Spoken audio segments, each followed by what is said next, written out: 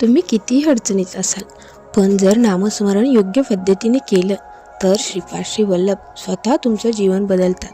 आजचा हा अध्याय फक्त कथा नाही, तो अनुभव आहे.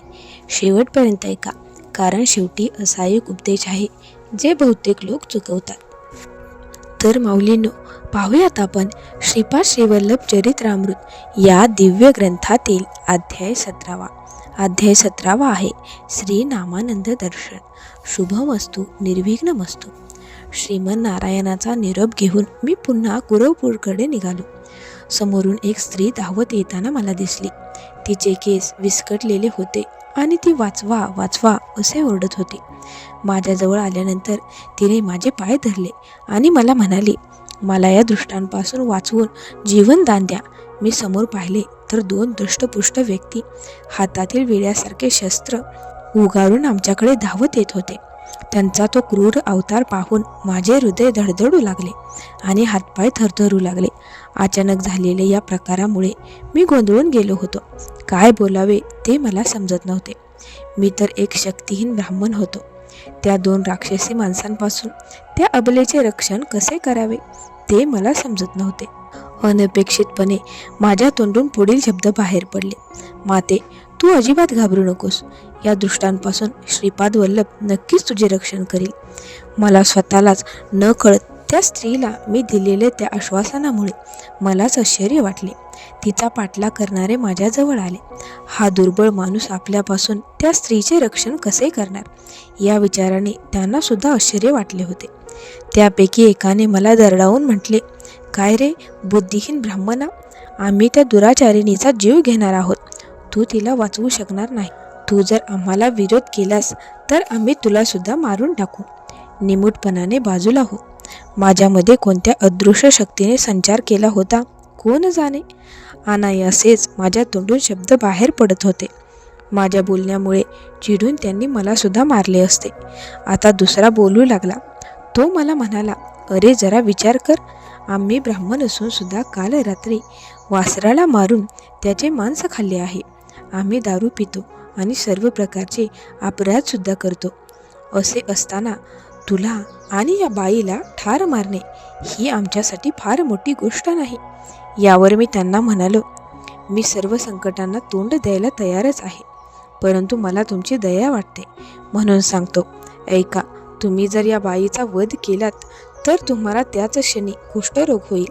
कुष्ठरोग बाधितांना सापसुद्धा चावत नाही. सापाच्या विषापासून तयार केलेले औषध प्राशन केले तर कुष्ठरोग बरा होतो असे म्हणतात, परंतु ते औषध तयार करण्याची पद्धत फारच थोड्यांना माहीत आहे.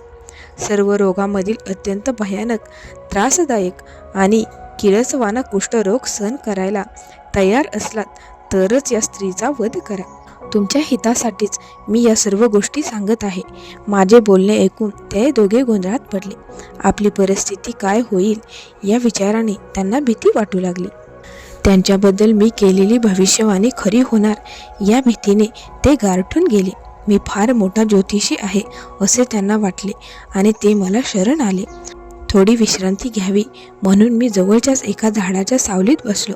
माझ्या पाठोपाठ ती स्त्री आणि 2 गुंड सुद्धा तेथे येऊन बसले. मी त्या गुंडांना म्हणालो, आता तुमची सविस्तर माहिती मला सांगा. त्यावर ते मला म्हणाले, हे महात्म्या, तुमच्या बोलण्यावरून तुम्ही त्रिकालज्ञानी आहात असे वाटते. तरीही तुम्ही विचारात आहात म्हणून सांगतो. आम्ही 2 भाऊ आहोत. आम्ही ब्राह्मण असलो तरी आमच्यामध्ये ब्राह्मणाचे गुण नाहीत. आम्ही पूर्णपणे भ्रष्ट झालो आहोत. गोमांस खाणाऱ्या एका व्यक्तीबरोबर आम्ही मैत्री केली. गोमांस खाण्याबरोबरच आम्ही मदिरापानसुद्धा करू लागलो. आम्ही व्यभिचारसुद्धा करू लागलो. अशा प्रकारे सर्वच दृष्टीने आमचे नैतिक पतन झाले. आम्ही 2 जात असताना एका टेकडीवर ही महिला मद्यासन घालून बसलेली दिसली. आम्ही तिच्यावर मोहित झालो आणि तिच्याकडून आमची वासनापूर्ती करून घेण्याची इच्छा आम्हाला झाली. तिने आम्हाला प्रतिकार केला आणि पळून जाऊ लागली. आम्ही आमची वासनापूर्ती जबरदस्तीने करून घेण्याचे ठरवून तिचा पाठलाग केला, परंतु प्रत्येक वेळी ती आमच्या हातात सापडता निसटून गेली. आम्ही तिचा पाठलाग करीत असतानाच तुमच्याशी आमची गाठ पडली. केवळ पूर्वपुण्याईमुळेच तुमची भेट झाली असावी. असे आम्हाला वाटते. मी त्यांना म्हणालो, आम्ही करीत असलेली प्रत्येक गोष्ट चांगली आहे की वाईट आहे हे ओळखण्याची सद्विवेक बुद्धी परमेश्वराने आम्हाला दिलेली आहे. आम्ही चांगल्या मार्गावर चाललो तर चांगले फळ मिळते आणि कुमार्गावर मार्गक्रमण केल्यास त्याचे वाईट फळ निश्चितपणे मिळते. दुष्कृत्यामुळे त्रास आणि यातना भोगावे लागतात. ही महिला सदाचारिणी आहे असे वाटते. तिला एकटी असलेली पाहून तुम्ही तिच्याबद्दल वासनाभरीत पापी विचार केला, परंतु आता तुम्ही त्याबद्दल पश्चाताप करीत आहात. तुमच्या पश्चातापामुळे परमेश्वर तुम्हाला क्षमा करेल किंवा नाही हे मला माहीत नाही, परंतु तुम्हाला एक शुभवार्ता सांगतो. त्रिलोकांचे आराध्य दैवत श्री दत्तगुरू मानवरूप धारण करून श्रीपाशी वल्लभ रूपामध्ये अवतरले आहेत. त्यांना अनन्य भावाने शरण जावे एवढा एकच मार्ग तुमच्यासमोर आहे असे मला वाटते. तुमची महापापे नष्ट व्हायची असतील तर त्यांना शरण जा. त्यांच्या दिव्य लीलांच्या अनेक कथा मी ऐकलेल्या आहेत. ते सध्या कुरुगड्डे गावात आहेत आणि मी त्यांच्या दर्शनासाठी तिकडेच निघालो आहे. त्यानंतर मी त्या स्त्रीला विचारले, माते, तू कोण आहेस आणि अशी एकटीच कुठे आणि कशासाठी निघाली आहेस हे सांग. यावर ती म्हणाली, हे महानुभावा, तुम्ही या दृष्टांच्या तावडीतून मला सोडविले. तुम्ही तर मला पित्यासमान आहात. मी एका सत्शील ब्राह्मण दाम्पत्याच्या पोटी जन्मले. अगदी लहान असतानाच माझे लग्न झाले आणि त्यानंतर दुर्भाग्याने माझी पाठ धरली. माझा पती नपुंसक निघाला. कोणत्या ना कोणत्या कारणाने मला तो सतत छळत होता. पतीच्या नपुंसकत्वाचा विचार न करता मी त्याला देवासमान मानून सेवा करीत होते, परंतु मला मारझोड करणे आणि नको ते अपशब्द बोलण्यातच त्याला फार आनंद वाटायचा. परपुरुषाशी माझा संबंध आहे असे म्हणून माझी पदोपदी अवहेलना करायचा. सौभाग्य अलंकार मानलेली फुले मी डोक्यात माळली तर जाराची वाट पाहत आहेस म्हणून शृंगार केलास काय असे विचारायचा आणि अलंकार घातले नाहीत तर अशी अमंगल का राहतेस, विधवा आहेस काय असे विचारायचा. मुलांच्या बद्दल काही बोलले तर मूल नाही म्हणून चिंता करतेस काय असे विचारायचा. पोटभर जेवण केले तर दिवाळी काढायची आहे काय आणि कमी जेवण केले तर नवरा पोटाला घालत नाही असे सांगत फिरणार काय असे म्हणायचा. उपवास केला तर माझी पीडा जाऊ दे म्हणून कोणाला मंत्र जपत आहेस, कोणत्या देवतेला वश करणार आहेस असे विचारायचा. मी काहीही केले तरी त्यातून वाईट अर्थ काढून मला छळायचा. नवऱ्याने मला कितीही छळले तरी सासू सासरा किंवा घरातील वयोवृद्ध मंडळी माझ्या पतीला एका शब्दाने सुद्धा विचारित नसत. नरक म्हणजे काय असतो ते मी जिवंतपणेच अनुभवित होते. अशा तऱ्हेने मी माझ्या सासरमध्ये दिवस कंठित होते. एके दिवशी आमच्या गावात एक मांत्रिक आला. भविष्य सांगण्यामध्ये तो विशेष पारंगत आहे असे सर्वजण बोलत होते. माझ्या सासू सासऱ्याने त्यांना घरी बोलावून आणले. काही आकडेमोड करून त्याने भविष्य सांगायला सुरुवात केली. तो म्हणाला की माझ्या जन्मकुंडलीमध्ये अनेक दोष आहेत, अनेक अनिष्ट योग आहेत आणि त्या दोषांमुळेच माझ्या पतीला नपुंसकत्व आले आहे. मला जर घरातून हाकलून लावले तर घराच्या मंडळीवरील अरिष्ट टळेल. त्यासाठी मी पूजापाठ करेन आणि त्यानंतर चांगले दिवस येतील. माझ्या नवऱ्याचे नपुंसकत्व सुद्धा जाईल. त्याचे दुसरे लग्न केले तर मुलेसुद्धा होईल असेही त्यांना सांगितले. मांत्रिकाचे बोलणे ऐकून माझे सासू सासरे आणि पती यांनी मला नेसत्या वस्त्रानिशी घराबाहेर काढले. दुसरा काहीच मार्ग नसल्यामुळे मी चालत माहेरी निघाले. मी काही अंतर चालून गेल्यानंतर एका निर्जन स्थानी तो मांत्रिक माझ्यासमोर आला आणि त्याने मला अडवले.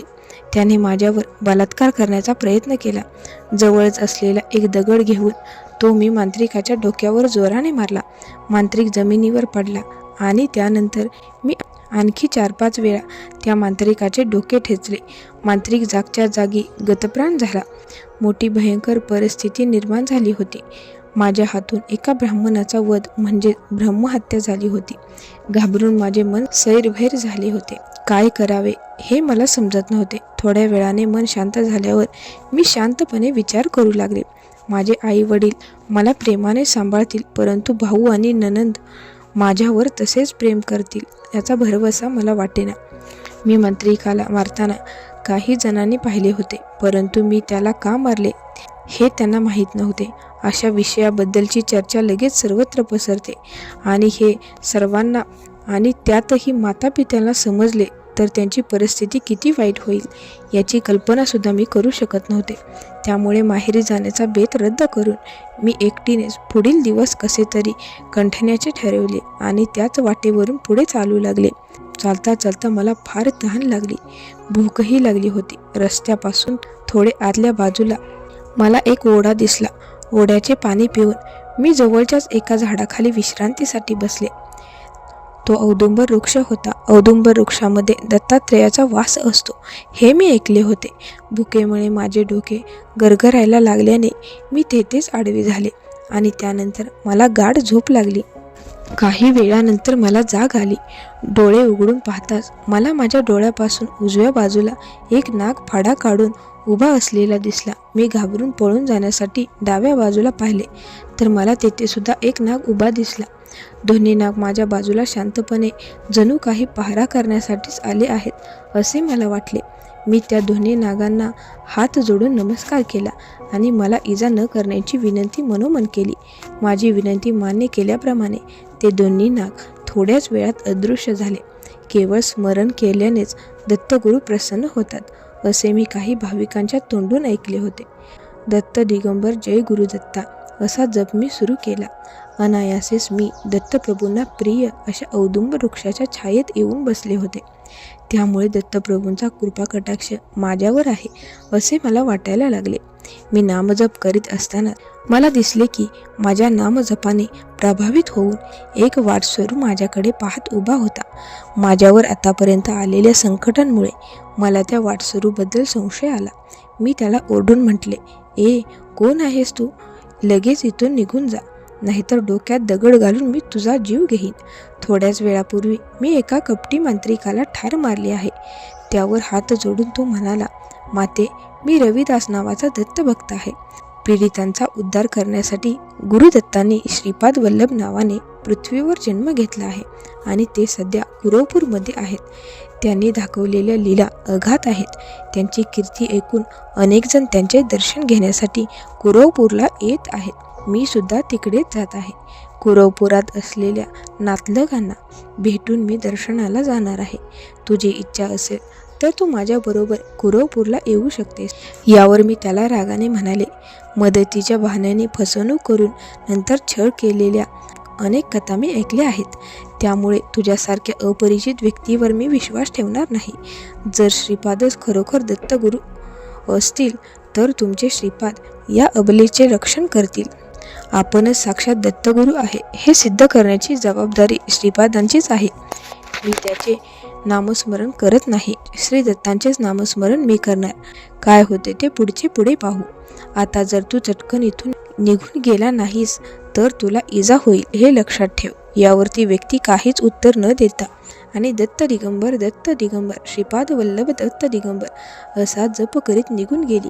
त्यानंतर एका टेकडीवर जाऊन मी पद्मासन घालून दत्ताचे ध्यान करीत असताना हे दोघे दुराचारी तेथे येऊन मला त्रास देऊ लागले. मी त्यांच्यापासून सुटका करून घेण्यासाठी धावत असताना मी तुमच्याकडे अभयदान मागितले आणि तुम्ही माझे रक्षण केले. यावर मी तिला सांगितले की माते, माझ्यावर असलेल्या श्रीपादांच्या कृपेमुळेच मी तुला वाचवू शकलो.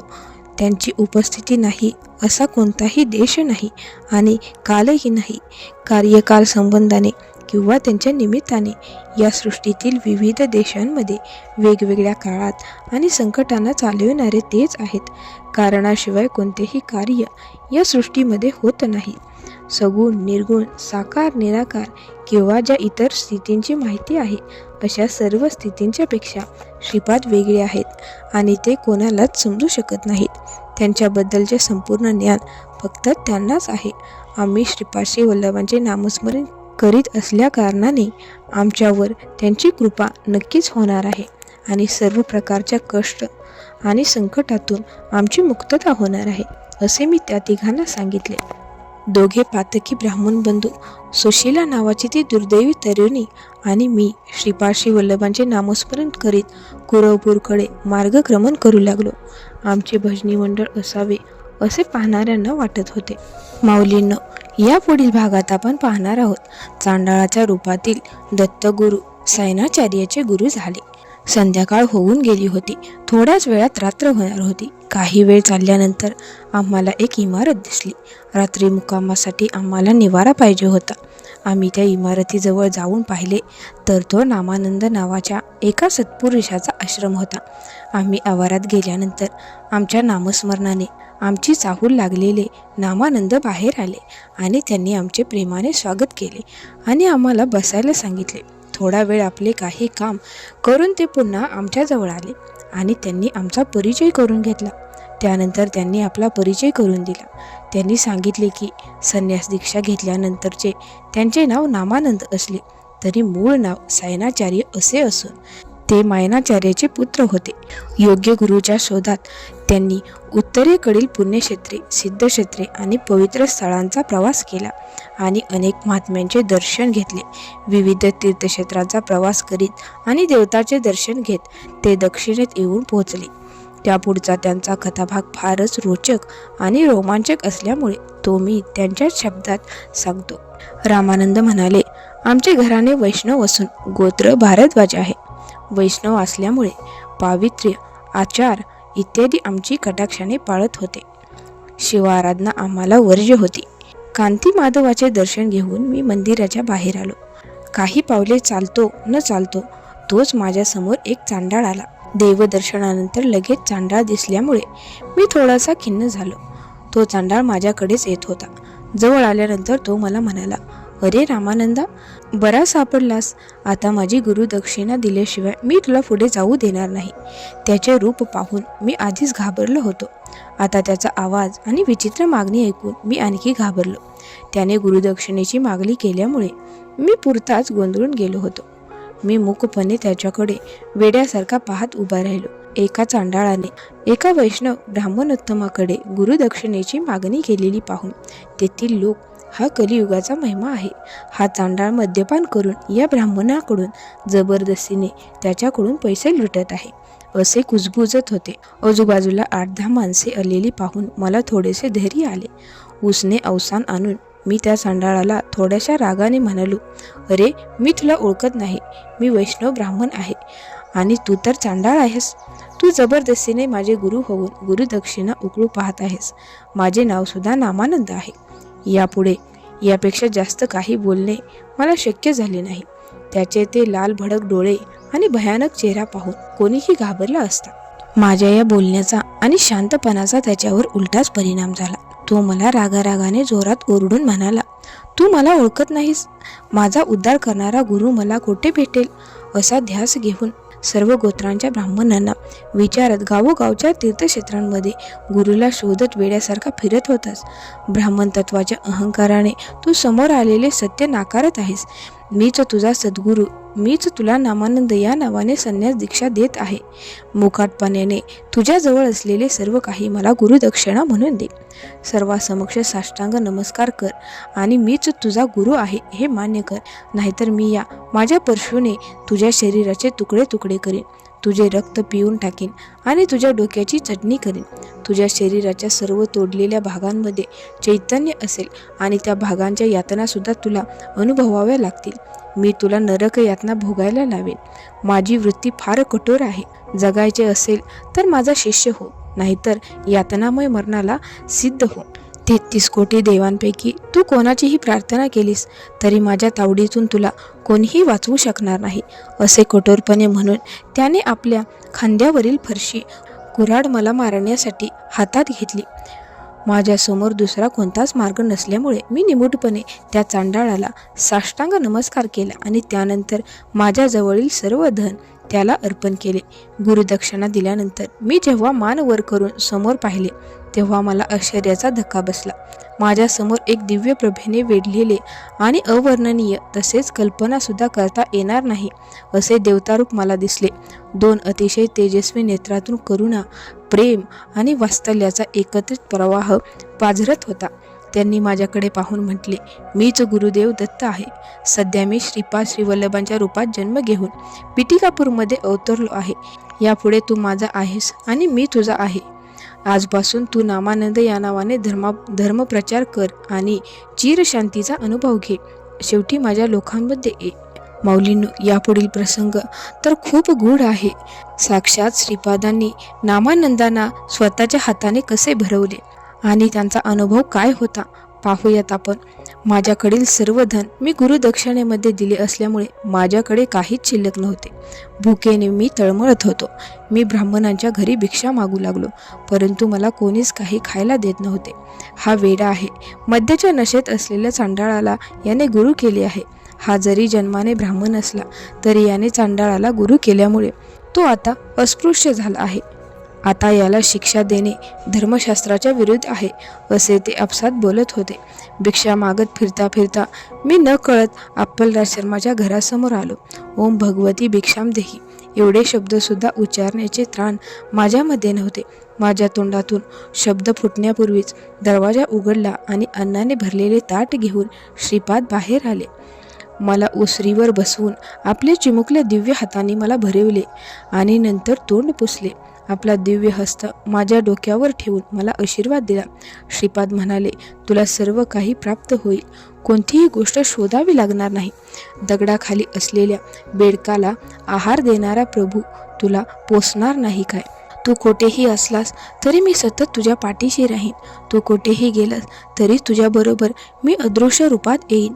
डोळ्यातील भावलेला जपतात तसे मी तुला जपेन, असे सांगून त्यांनी मला निरोप दिला.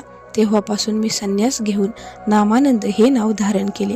मी कोठेही गेलो तरी श्रीपाद माझा सांभाळ करतात. माऊलींनो, गुरुमहिमा हा खूप मोठा आहे. आपण फक्त गुरुवर विश्वास ठेवला पाहिजे. तर पाहूयात आपण 4 प्रकारचे जीवनमुक्त आत्मे. मी नामानंदांना म्हटले, हे पुण्यात्मा, श्री दत्ताची आराधना केली तर लवकर मोक्ष मिळतो असे मी ऐकले आहे. दत्ताची प्रार्थना करण्याची पद्धत कोणती? त्यासाठी एकदा विशिष्ट मंत्र जपणे जरुरी आहे काय? कृपा करून मला माहिती द्या. त्यावर प्रसन्न वदनाने नामानंद म्हणाले, मुलांनो, मोह नष्ट होणे म्हणजेच मोक्ष. देहत्याग केल्यानंतरच मोक्ष मिळतो. ही कल्पना चुकीची आहे. प्रारब्धामध्ये असलेले सुखदुःख शरीराकडून अनुभवले जात असताना सुद्धा जीवात्मा मुक्त अवस्थेत असू शकतो. अशा अवस्थेतील मानवाला जीवनमुक्त असे संबोधले जाते. आपल्या इष्टदेवतेच्या लोकांमध्ये राहण्याच्या स्थितीला सालोक्य मुक्ती असे म्हणतात. त्यापेक्षा जास्त पुण्यवंत लोक सतत आपल्या इष्टदेवतेच्या सानिध्यात राहतात. त्याला साविष्य मुक्ती असे म्हणतात. त्यापेक्षा जास्त पुण्यवंत आपल्या इष्टदेवतेच्या रूपात एकरूप होऊन देवतेच्याच स्वरूपात राहतात. त्याला सारूप्य मुक्ती असे म्हणतात. आणि या सर्वांच्या पेक्षा जास्त पुण्यवंत आपल्या इष्टदेवतेच्या चैतन्यामध्येच राहतात. त्याला सायुज्य मुक्ती असे म्हणतात.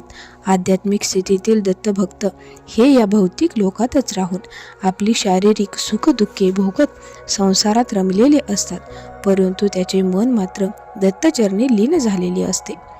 धर्माचे सूक्ष्मपणे अवलोकन व त्याप्रमाणे आचरण करीत ते सृष्टीतील चित्रविचित्र घटनांचा आपल्या अंतर्दृष्टीने अर्थ लावून आनंद भोगतात. आपले यज्ञार्थ ज्ञान वापरून योगीश्वराची दिव्य भक्ती प्रसंगानुरूप विश्वकल्याणासाठी वापरतात.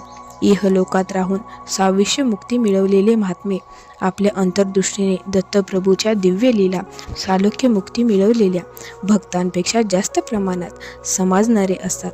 आत्मा हा शरीरबद्ध असताना वासना इत्यादी अनेक इच्छांनी बांधलेला असतो. ही गोष्ट नैसर्गिक असते, परंतु त्यांच्यावर नियंत्रण ठेवल्यानंतर आत्म्याचा आध्यात्मिक दृष्टीने जसजसा विकास होत जाईल तसतसे या वासनामुक्तीमुळे सर्व प्रकारची आसक्ती इच्छा नष्ट झाल्यामुळे आत्मा भाररहित होऊन त्याला उत्कट आनंद मिळतो. सारूप्य मुक्ती मिळवलेले महात्मे हे देवता स्वरूपात असल्यामुळे त्यांना संसार बंधनाचा त्रास सहन करावा लागत नाही. इहलोकाच्या त्यांच्या सर्व पीडांचे निवारण दत्तगुरूच करतो. ज्यांना सायुज्य मुक्तीचा लाभ झालेला आहे अशा महात्म्यांना दत्तगुरूप्रमाणेच अनेक लीला करता येतात. त्यांना ती सिद्धी प्राप्त झालेली असते, कारण ते दत्तप्रभूच्या चैतन्य रूपात असतात. त्यांचे दर्शन, स्पर्श, त्यांच्याबरोबर संभाषण करणे किंवा अशा सायुज्य मुक्ती मिळवलेल्या महात्म्यांच्या आशीर्वादाने श्री दत्तात्रेयाचे संरक्षण लाभते. इहलोक तसेच परलोकातील सर्व महदाश्चर्ये अशा महात्म्यांच्या आशीर्वादाने श्री दत्तांकडून मिळतात. मानव अनेक देवतांची उपासना करतो, परंतु या सर्व देवता म्हणजे श्री गुरुदत्ताचेच अंश असल्यामुळे ती उपासना त्या त्या देवतेमार्फत गुरुदत्तांकडेच पोहोचते आणि गुरुदत्तच त्या देवतांच्या भक्तांवर कृपा करून त्यांची संकटे निवारण करतात आणि त्यांना सद्गती देतात. माऊलींनो, त्यामुळे आपण कोणत्याही देवाची भक्ती करू द्यात, मनापासून करा, कारण ती शेवटी दत्तप्रभूंपर्यंतच पोहोचते. पाहूयात आपण दत्त आराधनेचे वैशिष्ट्य काय आहे ते. सर्व देवता या श्री वल्लभांचे दिव्यांश आहेत असे तुम्ही सांगितले. मग मला हे सांगा की आम्ही विविध देवतांची आराधना करावी की फक्त श्रीपादांची आराधना केली तर पुरेसा आहे? हा विषय मला समजावून सांगावा, अशी विनंती मी नामानंदांना केली. त्यावर ते हसत म्हणाले, एका मुलीचे लग्न होऊन ती सासरी गेली. काही दिवसानंतर जेव्हा तिचा भाऊ तिला भेटायला गेला तेव्हा सासू म्हणाली, अहो, तुमची बहीण घरातील अनेक पदार्थ चोरून खाते. दूध, दही, ताक, लोणी, तूप हे सर्वच पदार्थ ती पुष्कळ प्रमाणात चोरून खाते. एखादी गोष्ट चोरून खाल्ली तर समजू शकते, परंतु इतक्या सर्व गोष्टी चोरून खायच्या का? त्यावर भावाने आपल्या बहिणीला बोलावून सांगितले, हे पहा, इतके सर्व पदार्थ चोरून खाणे तू आतापासूनच थांबव. दही, ताक, लोणी आणि तूप ही दुधाचीच विविध रूपे आहेत. ती सर्व दुधापासूनच तयार होतात, त्यामुळे ती दुधाचीच रूपे आहेत. म्हणून तू आजपासून इतर सर्व गोष्टी खायच्या सोडून फक्त दूध मात्र हवे तेवढे पी. तू जर दूधच घेतलेस तर तुझी सासूबाई तुला काहीच म्हणणार नाही. या उदाहरणामधील दही, ताक, लोणी, तूप या सर्व गोष्टी जशा दुधातच समाविष्ट असतात, त्याचप्रमाणे इतर सर्व देवदेवता या श्री दत्तगुरूंमध्येच समाविष्ट असतात. मग एका दत्तात्रेयाची भक्ती केली तर सर्वच देवांची भक्ती केल्यासारखे होत नाही का? प्रत्येकाची आवड वेगवेगळी असल्यामुळे ते वेगवेगळ्या देवतांची भक्ती करतात. शंकराची पूजा केल्याने विष्णू प्रसन्न होत नाही, तसेच विष्णूची पूजा केल्याने शंकर प्रसन्न होत नाही. असे असले तरी त्यांची कृपा एकाच प्रकारची असते. सगुण साकार भक्तीचे फळ सुद्धा त्याला अनुसरून सगुण साकारच असते. सर्व पूर्वजन्मातील एकूण पापराशीचा नाश झाल्यानंतर आणि पुण्यराशींचा साठा वाढल्यानंतरच त्यांच्या मनात दत्तभक्ती जागृत होते. त्यामुळेच दत्तभक्तांना अप्राप्त असे काहीच नसते.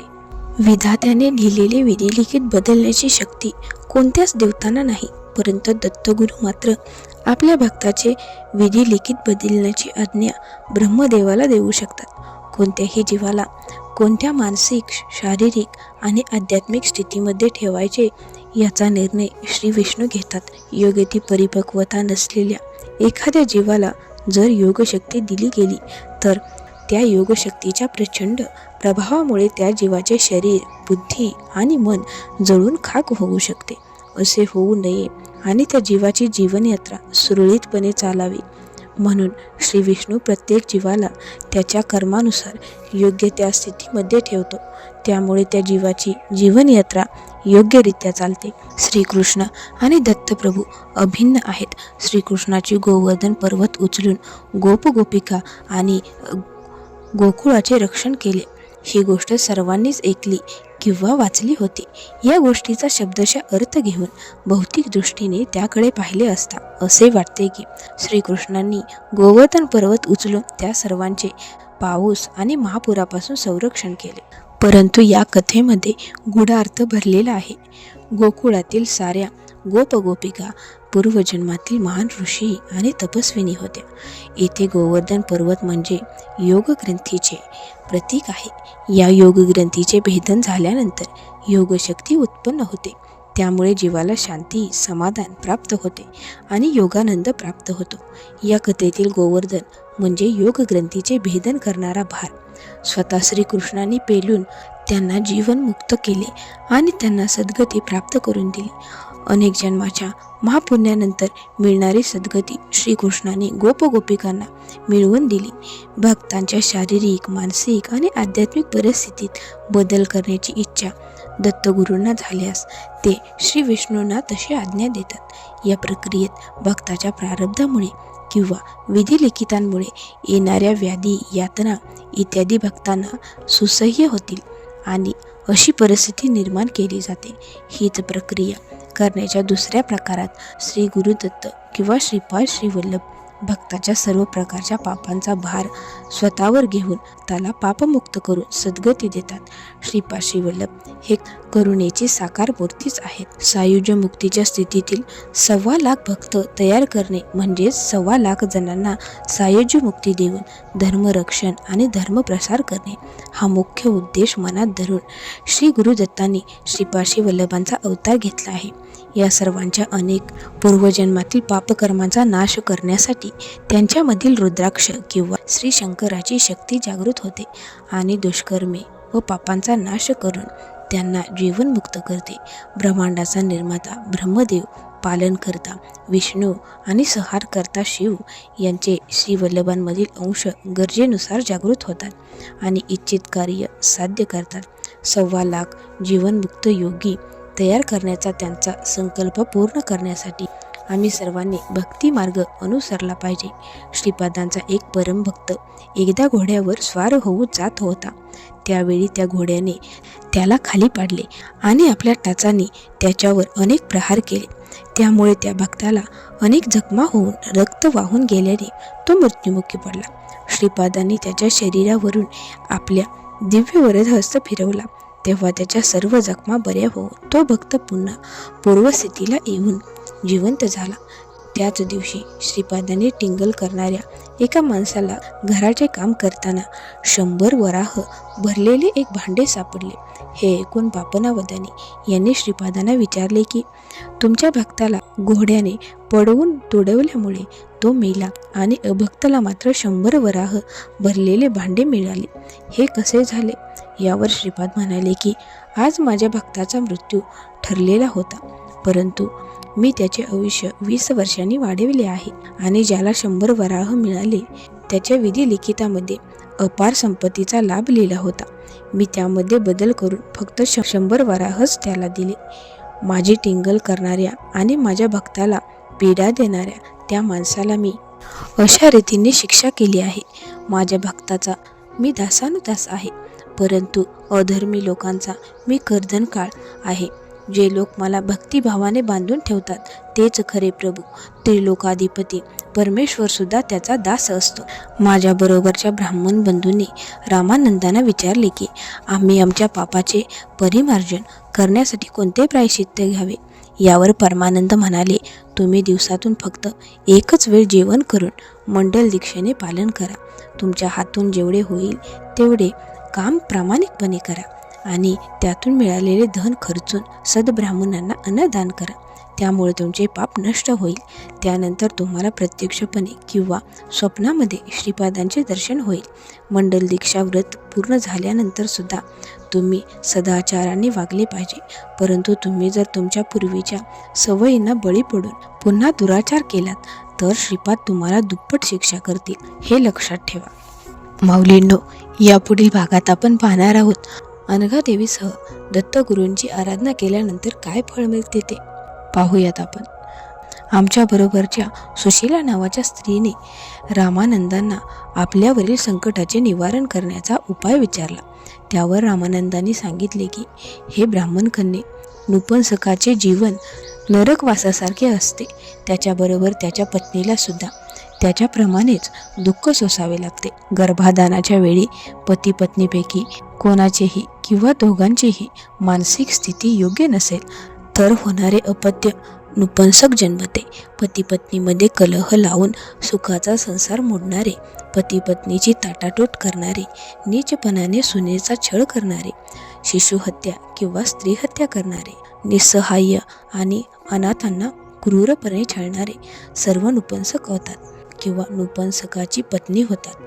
देशकाल परिस्थितीला अनुसरून आणि उत्तम प्रकारे लालन पालन करण्याची ताकद असेल इतकीच मुले जन्माला घालावीत. पत्नीचे आरोग्य चांगले नसेल तर जास्त मुले जन्माला घालणे हे महापाप आहे. त्याचप्रमाणे मुलांचे पालनपोषण नीटपणाने न करणे हे सुद्धा पाप आहे. उतार वयात पत्नीला माते समान मानावे. तुझ्या पत्नीचे नपुंसकत्व नष्ट होण्यासाठी आणि संसार सुखाचा व्हावा यासाठी तू अनघादेवीसह श्री दत्तात्रेयांची पूजा कर. दत्तप्रभू तुझी पीडा नक्कीच दूर करतील. श्रीपाद श्रीवल्लभांची भक्ती करणाऱ्याला इहलोकात आणि परलोकात सुद्धा सर्व सुखे मिळतात. बापनावधानी यांना आपल्या नातवामध्ये प्रत्यक्ष श्री गुरुदत्ताचे दर्शन झाले तेव्हा त्यांनी सिद्धमंगल स्तोत्र म्हटले. यातील प्रत्येक अक्षर महाशक्तिशाली आणि युगयुगांतरापर्यंत चैतन्य प्राप्त करून देणारे आहे. हे स्तोत्र पठण करणाऱ्याला कोणतेही नियम किंवा बंधने नाहीत. हे स्तोत्र बापनावधानींच्या तोंडून ऐकण्याचे भाग्य मला लाभले. ते पुढील प्रमाणे आहेत. पाहूयात आपण सिद्धमंगल स्तोत्र. श्रीमद नंद श्री विभूषित अप्पल नरसिंहराज जय विजयी भव, दिग्विजयी भव. श्रीमद अखंड विजयी भव, श्री विजयी भव. श्री विद्याधरी राधा सुरेखा श्री राखीधर श्रीपादा जय विजयी भव, दिग्विजयी भव. श्रीगण श्रीमद अखंड श्री विजयी भव. माता सुमती वत्सल्यामृत परिपोषित जय श्रीपादा जय विजयी भव, दिग्विजयी भव. श्रीमद अखंड श्री विजयी भव. सत्य ऋषीश्वर दुहितानंदन बापन्नाचार्यनुत श्रीचरणा जय विजयी भव, दिग्विजयी भव. श्रीमद अखंड श्री विजयी भव. सविस्तृ काटक कचयन पुण्यफल भारद्वाज ऋषी गोत्र संभवा विजयी भव जय विजयी भव, दिग्विजयी भव. श्रीमद अखंड श्री विजयी भव. दो चौपाती देव लक्ष्मी घनसंख्या बोधित श्रीचरणा जय विजयी भव, दिग्विजयी भव. श्रीमद अखंड श्री विजयी भव. पुण्यरूपिणी राजमांबासुत गर्भपुण्यफल संजाता जय विजयी भव, दिग्विजयी भव. श्रीमद अखंड श्री विजयी भव. सुमतीनंदन नरहरिनंदन दत्तदेव प्रभू श्रीपादा जय विजयी भव, दिग्विजय भव. श्रीमद अखंड श्री विजयी भव. पिटिकापूर नित्य विहारा मधुमती दत्ता मंगळरूपा जय विजयी भव, दिग्विजय भव. श्रीमद अखंड श्री विजयी भव. मुलांनो, परमपवित्र अशा या सिद्धमंगल स्तोत्राचे पठण करून अनघाव्रत आचरण केले तर 1000 सद्ब्राह्मणांना भोजन घातल्याचे पुण्य मिळते. मंडल दीक्षा देऊन एकभुक्त राहून कष्टाने मिळवलेल्या धनाचा उपयोग शक्य होईल तेवढ्या सद्ब्राह्मणांना जेवण घालण्यासाठी केला तर 1000 ब्राह्मणांना जेवण घातल्याचे पुण्य लाभते. सिद्धमंगल स्तोत्राचे पठण केले तर श्रीपादांच्या कृपेला पात्र होतात. या स्तोत्राचे जेथे पठण चालते तेथील वायुमंडळामध्ये सूक्ष्म आणि अदृश्य रूपाने सिद्धपुरुष संचार करीत असतात. या पुण्यकारक गोष्टी रामानंदाने ब्राह्मण कन्या सुशीलेला सांगितल्या. माऊलींनो, यापुढील शेवटच्या भागात आपण पाहणार आहोत श्रीपादांच्या कृपेने नपुंसकत्वाचा नाश कसा झाला ते. नामानंदाने गाऊन दाखवलेल्या या स्तोत्रानंतर माझ्या मनात एक विचार आला.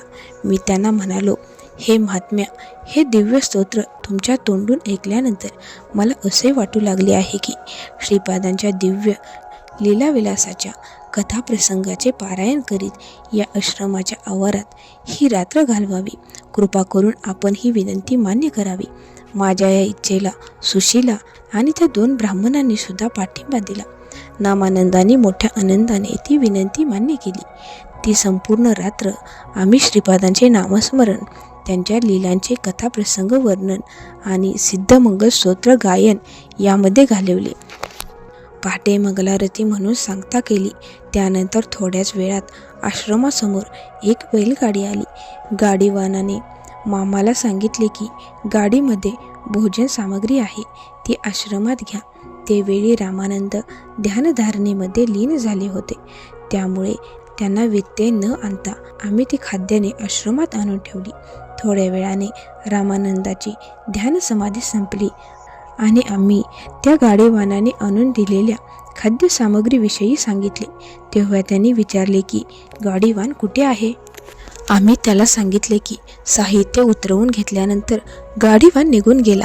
हे ऐकताच त्याचे मुख म्लान झाले. ते विषादाने म्हणाले, माझे नशीब किती फुटके आहे, तुम्ही मात्र भाग्यवान ठरलात. आम्ही विस्मयाने रामानंदाकडे पाहू लागलो. तेव्हा त्याने सांगितले की तो गाडीवान म्हणजे दुसरे तिसरे कोणी नसून प्रत्यक्ष श्रीपादच होते. त्यांचे दर्शन झाल्यामुळे तुम्ही सर्व सुदैवी ठरलात, परंतु मी मात्र त्यांच्या दर्शनाला मुकलो, म्हणून मला दुःख होत आहे. माते सुशीले, तुझे भाग्य आता उजळले आहे. तुझ्या पतीचे नपुंसकत्व आता नाहीसे झाले आहे. थोड्याच वेळात तुझा पती सासू सासऱ्यांसह तुला न्यायला येईल.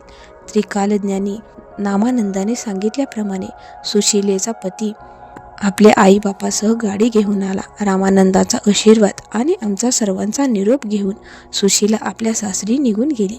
त्यानंतर मी आणि दोघे ब्राह्मणसुद्धा रामानंदांचा आशीर्वाद घेऊन निरोप घेऊन कुरुगड्डेकडे जाण्यासाठी निघालो. माऊलींनो, जर आजच्या अध्यायातील एक तरी वाक्य तुमच्या मनाला भिडलं असेल तर समजा श्रीपाद श्री वल्लभांनी तुम्हाला हाक दिली आहे. कमेंटमध्ये फक्त जय श्रीपाद लिहा आणि हा व्हिडिओ त्या व्यक्तीपर्यंत पोहोचवा जिला आज मार्गाची गरज आहे. पुढच्या भागात श्रीपादांनी सांगितलेली सर्वात कठीण पण प्रभावी उपदेश येणार आहे. अशा रीतीने अध्याय 17 संपला आहे. चॅनलवर नवीन असाल तर सबस्क्राईब नक्की करा.